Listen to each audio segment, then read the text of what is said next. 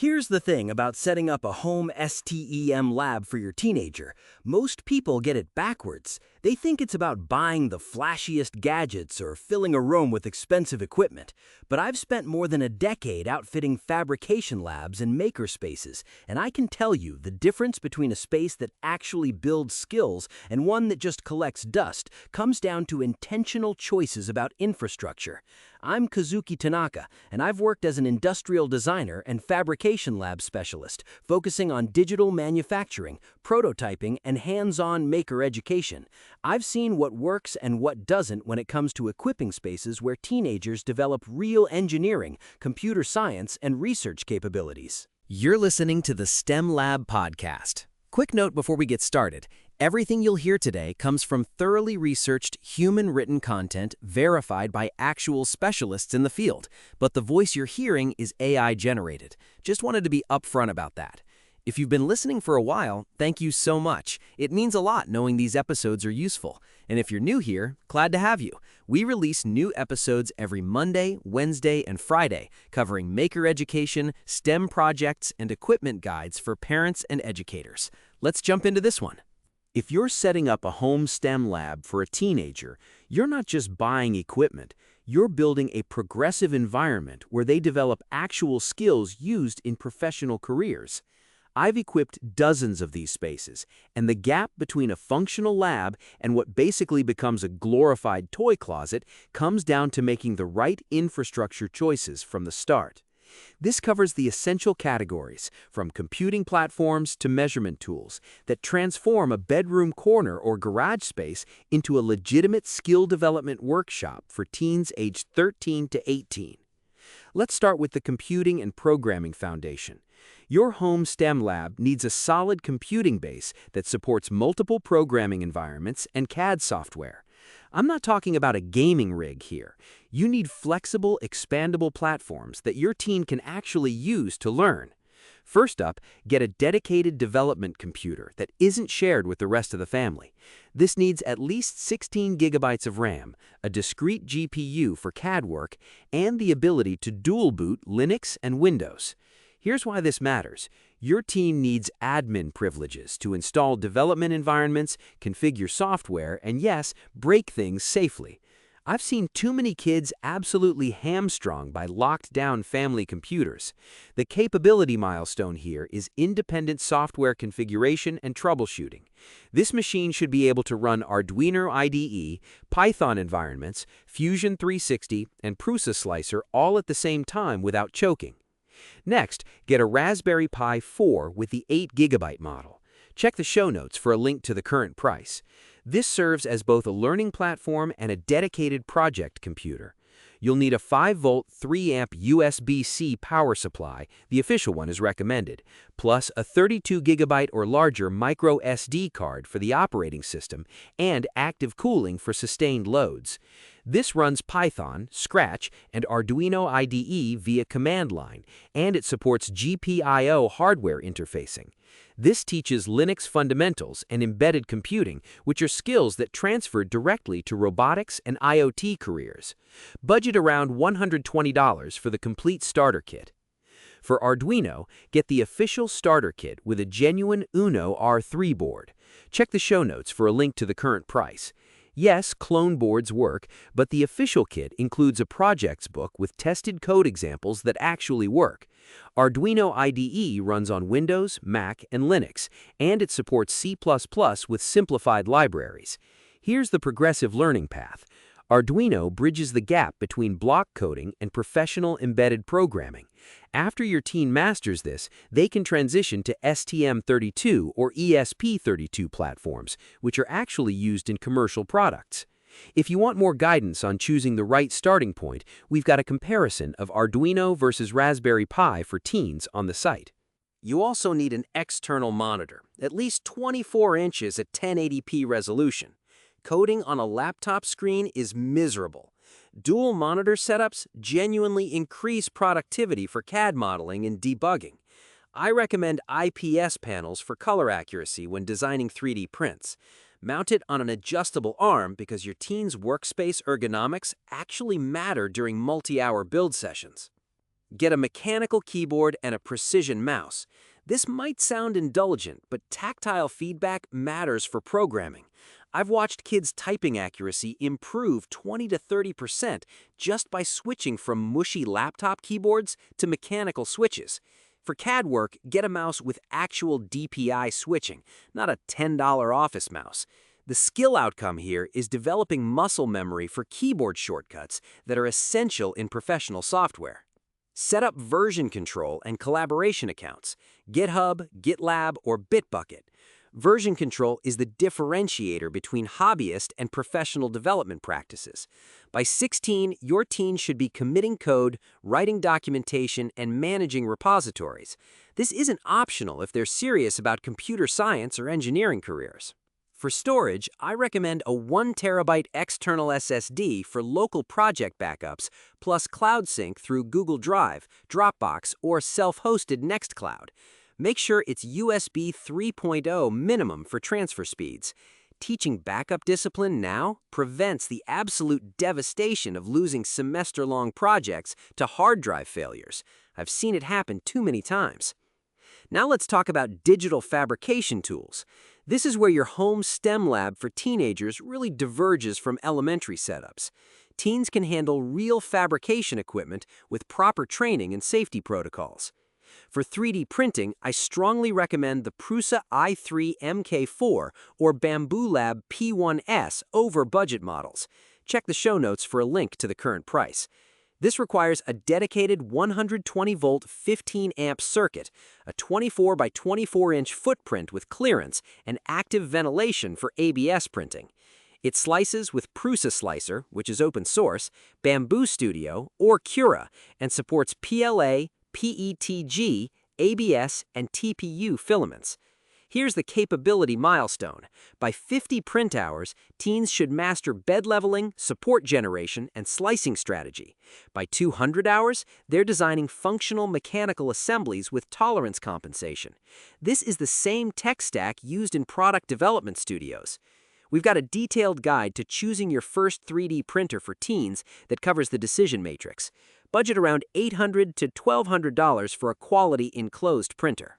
Get digital calipers and micrometers. The Mitutoyo Absolute Digimatic Caliper in 6 inches is the industry standard for measurement. Check the show notes for a link to the current price. This has 0.01 millimeter resolution, stainless steel construction, and includes depth probe and step measurement capabilities. Here's the skill outcome. Precision measurement discipline separates functional prints from garage junk. I teach teens to measure 3 times, design once. After 6 months with quality calipers, they develop intuition for dimensional accuracy that carries into mechanical engineering. Budget around $150 for Mitutoyo quality. The $20 Amazon specials drift out of calibration in weeks. You need a soldering station with fume extraction. Get a temperature-controlled station like the Hakko FX888D or Weller WES51, not a $15 fire starter iron. This requires a 120-volt up to 5-amp wall outlet and a digital readout with 0.001-volt resolution. The capability unlock here is testing circuits without batteries, powering Arduino projects during development, and debugging power consumption issues. This is standard equipment in every electronics lab I've built. I've run my DP832 through hundreds of projects without drift. Budget around $300 to $400. Get a hot glue gun and heat gun. These aren't fabrication tools, they're rapid prototyping enablers. I go through 50+ glue sticks per month in my shop for fixture building and temporary assemblies. Get a dual temperature glue gun with multiple nozzle sizes. The heat gun should be Milwaukee or DeWalt, not craft store models. And it handles heat shrink tubing, paint stripping, and ABS plastic welding at 500 degrees Fahrenheit and above. For hand tools, get the iFixit Mako or ProTech toolkit for electronics disassembly, plus metric hex keys, precision screwdrivers, and flush-cut wire snips. After 2 years, I've broken exactly 1 tool in my iFixit kit, the plastic spudger from excessive prying force. The bits are lifetime quality. Budget around $80 for the complete set. Moving on to electronics and measurement equipment. A serious home STEM lab for teenagers needs actual measurement capability, not just multimeters from the hardware store. Get an oscilloscope with digital storage and dual-channel minimum. The Rigol DS1054Z is the standard recommendation.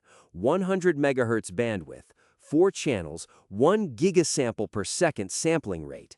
This requires 120-volt power, USB connectivity for data export, and has an SCPI programming interface.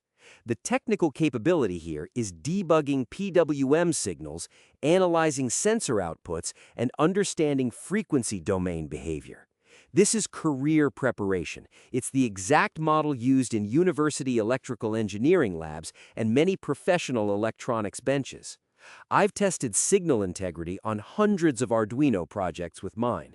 After 50 hours of scope time, teens develop intuition for electrical behavior that's invisible to multimeters alone.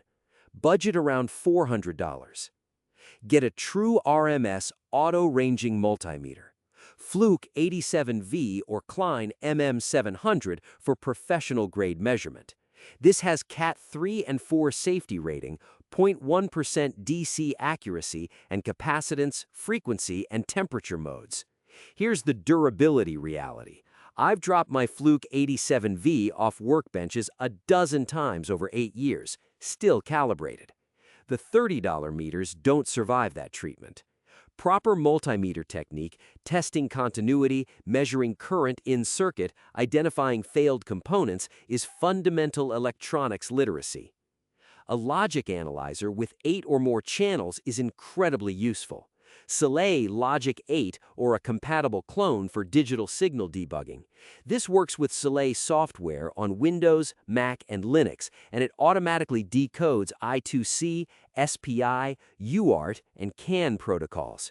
Here's the use case. When your teen's Arduino to sensor communication fails, the logic analyzer shows exactly where timing or voltage levels break protocol spec.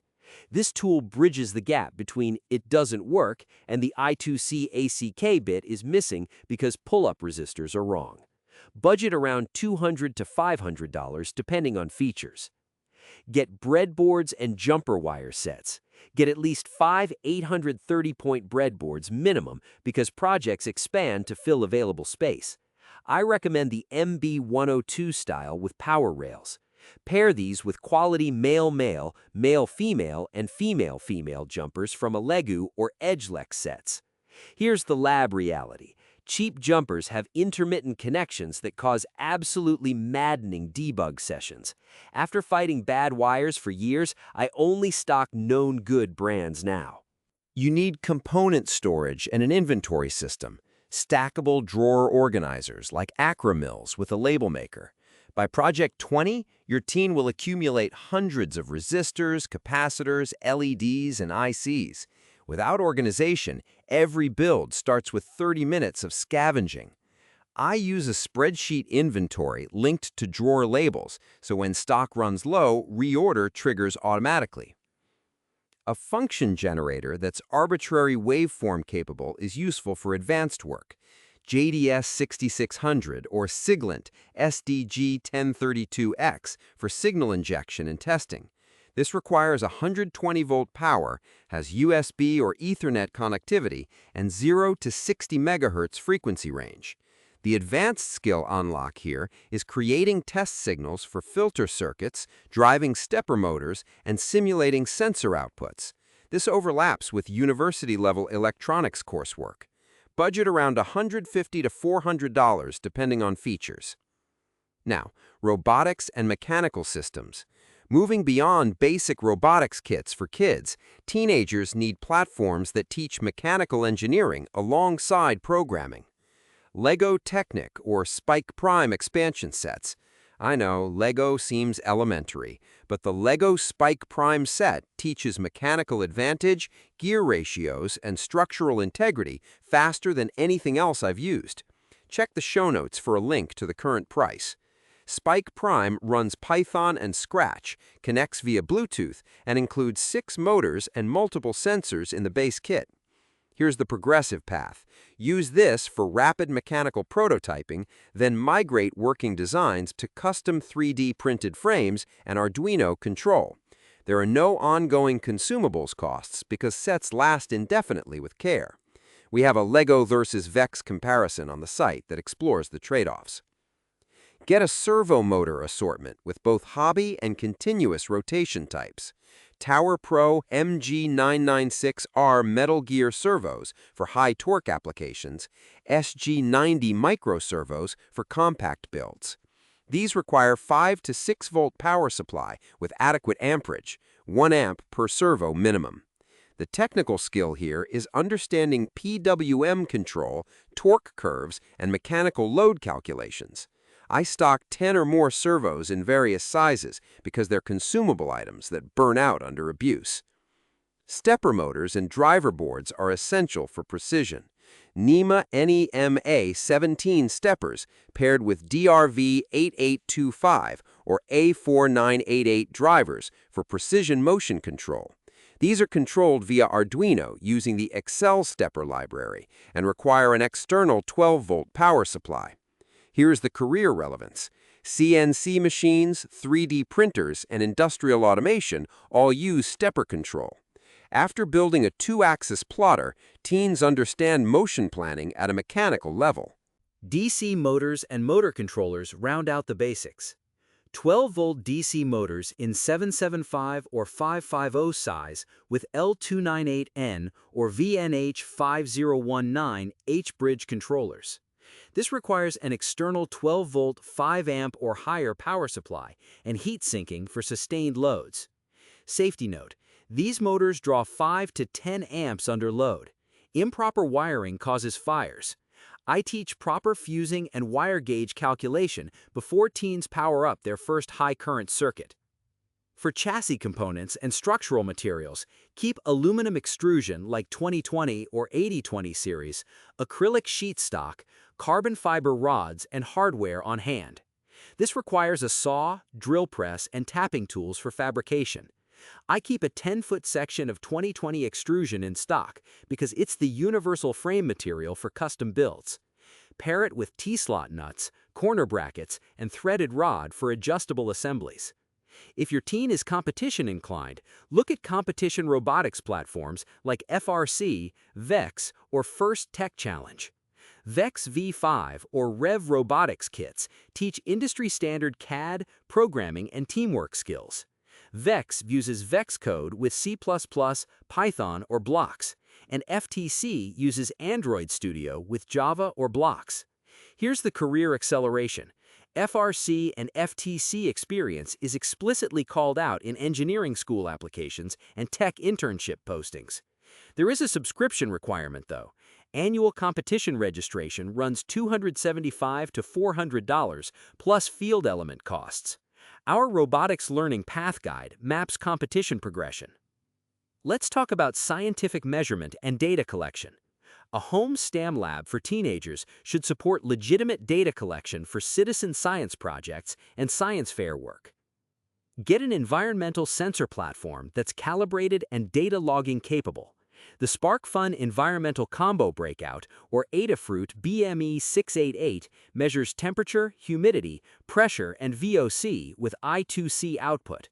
This works with Arduino, Raspberry Pi, or ESP32 via I2C protocol.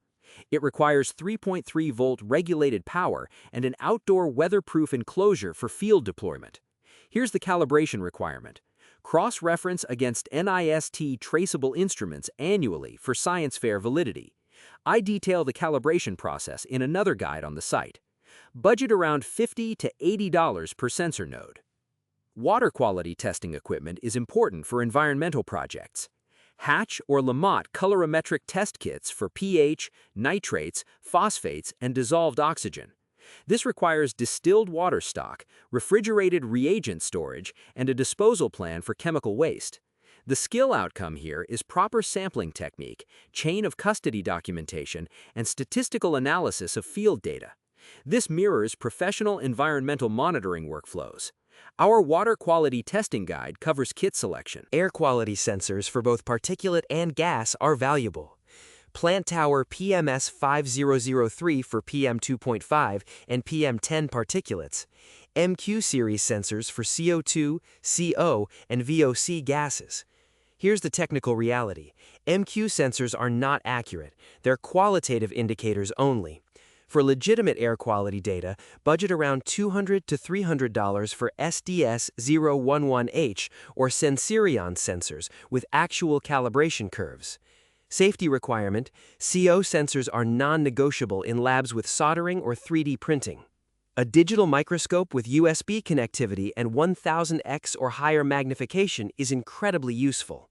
Pluggable or Celestron USB microscopes for circuit board inspection, material analysis, and biology projects. This requires USB 2.0 connection, works with Windows, Mac, and Linux, and includes measurement software. I use mine constantly for solder joint inspection and identifying counterfeit components. At 1000x magnification, teens can see crystal structures, textile weaves, and surface defects invisible to the naked eye. Budget around $50 to $150. Renewable energy measurement tools include a solar irradiance meter, anemometer for wind speed, and current and voltage data logging for solar panel efficiency projects. This requires either a USB data logger or Arduino-based acquisition system. The career skill here is understanding energy density, conversion efficiency, and load profiling, which teaches sustainable engineering fundamentals used in grid-scale renewable installations. Now for workshop infrastructure and safety. This is the unsexy stuff that makes everything else work reliably. I've built too many labs where inadequate power or ventilation limited what students could actually build. Get a dedicated circuit with surge protection. Your 3D printer, power supply, and soldering station should run on a dedicated 15 or 20 amp circuit, not shared with bedroom outlets. I've personally responded to 2 fires caused by overloaded household circuits running continuous printer loads. Install commercial surge protectors like Trip Lite Isobar, not power strips.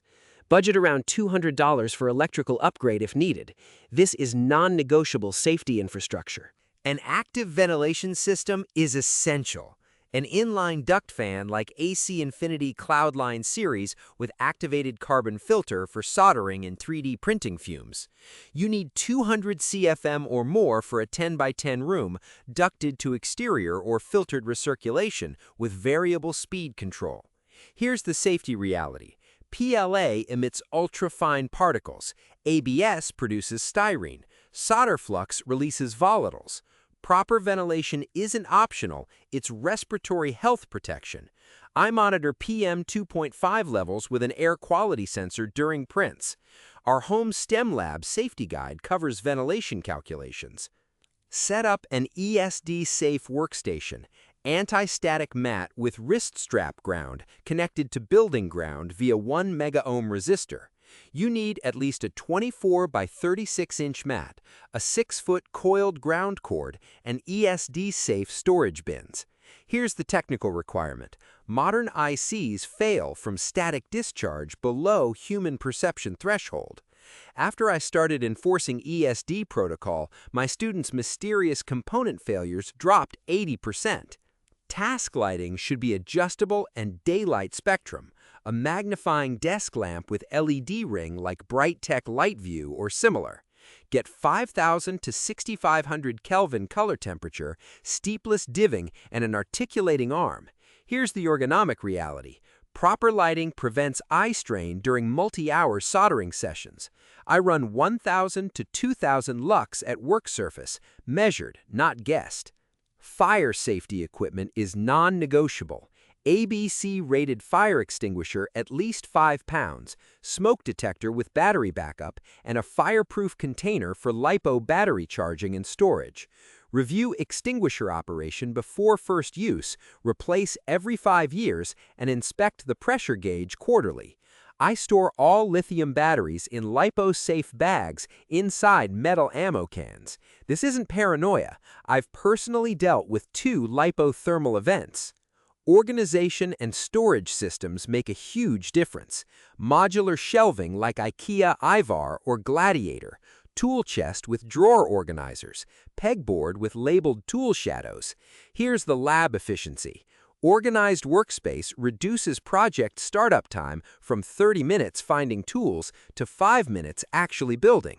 I paint tool outlines on pegboards so misplaced items are visually obvious. Get a workbench with vise and clamping. A solid core door on sawhorses works initially, but upgrade to a proper workbench with a 4-inch bench vise within 6 months. You need 30 inches working height, at least 60 by 30-inch surface, and electrical outlet strip at the rear edge. Here's the mechanical reality. You can't drill, file, or saw without proper clamping. I've watched students struggle for hours with inadequate work holding.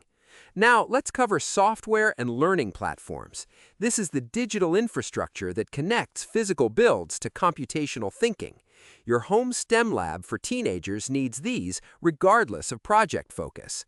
For CAD software, follow this progression: Tinkercad to Fusion 360 to FreeCAD. Start with Tinkercad for basic 3D modeling. Transition to Fusion 360 for parametric design with engineering constraints. Fusion 360 requires Windows or Mac, 16 GB or more RAM for assemblies, and has a free educational license for students. Here's the progressive skill. By 100 hours in Fusion 360, teens can design injection-molded parts, generate technical drawings, and run FEA stress analysis. This is the exact workflow used in mechanical engineering and product design careers. Our Teaching 3D Design Guide maps the learning progression. For Python development environment, install Anaconda or PyCharm. Anaconda gives you the scientific computing stack with NumPy, Pandas, and Matplotlib, or PyCharm Community for general programming. This is cross-platform on Windows, Mac, and Linux, includes Jupyter Notebooks for data analysis, and has Conda Package Manager. Here's the career preparation angle. Python is the dominant language for machine learning, data science, and scientific computing. Our Teaching Teenagers Python guide covers installation and curriculum. Get a version control GUI like Gitkraken or GitHub Desktop. Command line Git is powerful but opaque for beginners. Gitkraken provides visual branch management and merge conflict resolution. By Project 5, teens should be committing changes, creating branches for features, and writing meaningful commit messages. This workflow discipline is more valuable than perfect code for career preparation. Circuit simulation software is essential. Tinkercad Circuits or LT-SPICE. Tinkercad Circuits for Arduino simulation and basic DC circuits. LT-SPICE for serious SPIC analysis. Tinkercad is browser-based. LT-SPICE requires Windows but runs under Wine on Linux. Here's the learning acceleration. Simulating circuits before breadboarding saves hours of debug time. I make my students simulate power supplies and filters before touching components. For data visualization and analysis, use Jupyter with Pandas or Excel and Google Sheets. Jupyter Notebooks for Python-based analysis, Excel or Google Sheets for quick plots and statistical functions. Teens working on science fair projects need to generate publication-quality graphs, calculate regression lines, and determine statistical significance. I've reviewed hundreds of science fair posters, and the difference between looked at data and analyzed data is immediately obvious. Use collaboration and documentation platforms like Google Workspace, Notion, or Obsidian for lab notebooks and project documentation. Here's the professional practice angle. Engineering notebooks with dated entries, embedded photos, and design rationale are legal documents in patent law and standard practice in industry. Teaching documentation discipline now pays dividends in college and career. Let's talk about optional advanced equipment. These are second-year additions once your teen has 100 or more hours in the core lab. Consider these capability expansions based on their interest trajectory. A laser cutter or engraver, either CO2 or diode, Glowforge Basic, Xtool D1 or K40 Chinese import for cutting acrylic, engraving wood, and fabricating complex 2D parts. This requires a 120-volt, 15-amp dedicated circuit, active exhaust ventilation at 200 CFM or more, and at least a 36 by 24-inch footprint. Safety warning: CO2 lasers produce invisible 10,600 nanometer radiation, so eye protection is mandatory. The capability unlock here is laser cutting enables enclosure fabrication, chassis components, and precision joinery impossible with hand tools alone. Budget around $300 to $3,000 depending on size and safety features. A CNC router, desktop 3-axis, Bantam Tools desktop PCB milling machine, or Carbide 3D Nomad for precision parts. This requires 120-volt power, active dust collection, secure mounting surface, and CAM software like Fusion 360 or Carbide Create. The technical skill is CAM toolpath generation, feeds and speeds calculation, and work holding strategy. Here's the career relevance. CNC machining is fundamental manufacturing literacy. Understanding subtractive versus additive processes changes how you design parts. Budget around $300 to $3,000 depending on size and safety features. A spectrum analyzer for RF up to 6 GHz. Tiny SA Ultra for radio frequency analysis, antenna design, and filter characterization. The advanced application here is once teens move beyond basic Arduino projects into wireless communication with ESP32, LoRa, or Bluetooth, spectrum analysis becomes essential debugging. This is standard test equipment in RF engineering and telecommunications. A digital storage oscilloscope with 4 channels and 200 MHz or higher bandwidth. Upgrade from the entry-level Rigol to Siglent SDS1204X-E for 4-channel analysis and serial decoding. The lab justification is multi-channel analysis becomes necessary when debugging SPI, I2C, and differential signals simultaneously. Budget around $500 to $800 for the capability jump. Here's your condensed shopping list for outfitting a functional home STEM lab for teenagers. For computing foundation, budget around $800 to $1,500. You need a development computer with 16 gigabytes or more RAM and discrete GPU, Raspberry Pi 4 8 GB model with accessories, Arduino official starter kit, external monitor 24 inches or larger, mechanical keyboard and precision mouse, and 1 terabyte external SSD backup drive. For digital fabrication, budget around $1,000 to $1,500.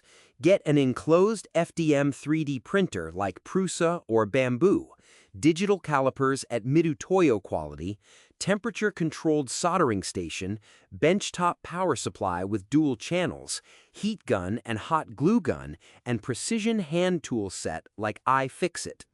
For electronics and measurement, budget around $800 to $1,200. You need a digital storage oscilloscope like Rigol DS1054Z, true RMS multimeter like Fluke or Klein, logic analyzer like Saleh or Compatible, at least 5 breadboards with quality jumper wires, component storage system, and optionally a function generator in year 1. For robotics and mechanical systems, budget around $400 to $800. Get Lego Spike Prime or Technic expansion sets, servo motor assortment with standard and continuous rotation types, stepper motors with driver boards, DC motors with motor controllers, and aluminum extrusion with hardware stock. For scientific measurement, budget around $200 to $500. You need environmental sensor platform like BME 688 or similar, water quality test kit for applicable projects, air quality sensors with at least PM 2.5 capability, digital USB microscope, and GPS data logger for field projects. For infrastructure and safety, budget around $300 to $600. Get dedicated circuit with surge protection, active ventilation system with carbon filter, ESD-safe workstation with mat and wrist strap, daylight spectrum task lighting, fire extinguisher and LiPo safety container, and proper workbench with vise. For software licenses, most are free for students. Get Fusion 360 educational license, Python environment like Anaconda or PyCharm, Git and GitHub account with GUI client, and circuit simulation access through Tinkercad or LT Spice. Total initial investment runs $3,500 to $6,000 for a fully equipped lab. This scales, though. Start with computing and basic electronics for around $1,500, then add fabrication tools as skills progress. Let me answer some frequently asked questions. What's the minimum budget to start a functional home STEM lab for teenagers that builds real skills? You can establish a capable programming and electronics lab by around $1,200 to $1,500 by prioritizing a decent development computer at $600 to $800, Arduino starter kit at $100, Raspberry Pi setup at $120, basic multimeter at $80 to $150, breadboarding supplies at $50, and essential hand tools at $80. This foundation supports 90% of entry-level electronics, programming, and robotics projects without fabrication capabilities. Add a budget 3D printer under $300 within 6 months as design skills progress. Then expand measurement equipment based on your teen's project trajectory. Get an oscilloscope for electronics focus, environmental sensors for science fair work, or competition robotics platforms for team-based learning. How do I design a progressive learning path in a home STEM lab rather than just accumulating random equipment? Start by identifying your teen's primary interest vector. Is it software and AI, hardware and robotics, mechanical design, or data science? Then build capability layers intentionally rather than buying every interesting tool. For example, a robotics progression follows Arduino basics with Uno, sensors, and servos, then mechanical systems with Lego Technic for rapid prototyping, then CAD skills with Fusion 360 for custom parts, then 3D printing to fabricate designs, then advanced control with Raspberry Pi and computer vision. Each layer unlocks new project complexity while reinforcing previous skills. I maintain a complete guide to designing progressive STEM learning paths that maps equipment additions to concrete capability milestones. Our home lab organization strategies show how to structure space for skill progression rather than random project accumulation. Which equipment in a teen home STEM lab requires ongoing costs for consumables or subscriptions? 3D printing has the highest consumable burden. Budget $20 to $40 monthly for filament, depending on print frequency. 1 kilogram of PLA lasts 30 to 60 hours of printing at typical infill. Soldering requires periodic solder wire and flux replacement at $15 to $30 every few months. Water quality test kits need reagent refills at $50 to $100 annually for active projects. Competition robotics platforms charge annual registration fees at $275 to $400 for VEX, FRC, or FTC, plus field element costs. Software is mostly free via educational licenses for Fusion 360, GitHub, and many programming tools. But some platforms require subscriptions, so verify educational pricing before committing. Electronics components are semi-consumable. LEDs burn out, ICs get fried during learning. I budget $200 to $300 annually for restocking resistors, capacitors, sensors, and experimental components, which drops significantly after the first year as your parts inventory stabilizes and your teen's skills improve. Building a home STEM lab for teenagers isn't a weekend project. It's a multi-year capability investment that scales with your students' growing sophistication. I've watched dozens of teens progress from Arduino Blink sketches to designing custom PCBs, from Tinkercad boxes to parametric assemblies with calculated tolerances, from copy-paste code to contributing to open-source projects. The difference between kids who plateau at hobbyist level and those who develop genuine engineering literacy comes down to infrastructure that doesn't limit their ambition. Start with solid computing and electronics foundations, add fabrication tools as design skills mature, and expand measurement capability when projects demand data rigor. Prioritize quality tools that won't break during learning, proper safety infrastructure that allows confident experimentation, and organizational systems that reduce friction between idea and execution. The goal isn't collecting equipment, it's building an environment where your teenager develops the same workflows, tools, and problem-solving approaches used by professional engineers, researchers, and designers. That's the lasting value of a well-equipped home lab.